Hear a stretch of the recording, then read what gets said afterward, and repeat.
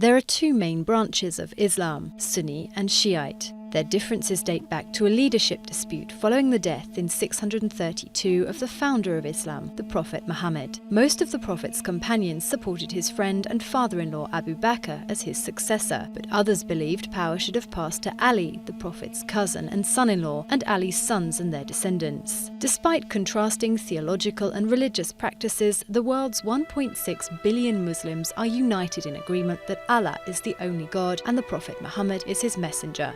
Both branches also believe the Muslims' sacred text, the Quran, is as the word of God.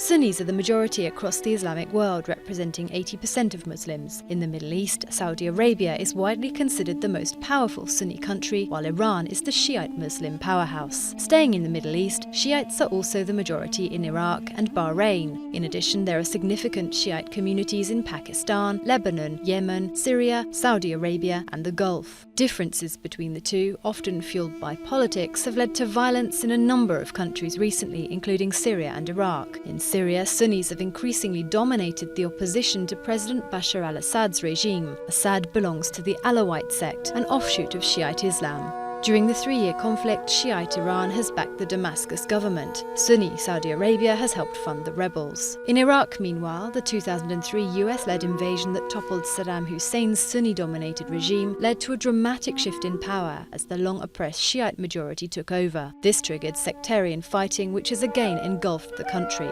Iraq's Sunni minority feels disenfranchised by the Shiite-led government. Extremists have taken advantage of this discontent, spurred on by advances made by Sunni militants fighting in neighbouring Syria. One radical Sunni jihadist group in particular has gained power and influence. Known as the Islamic State, it has amassed considerable resources, money, weapons and oil through its brutal Iraq offensive.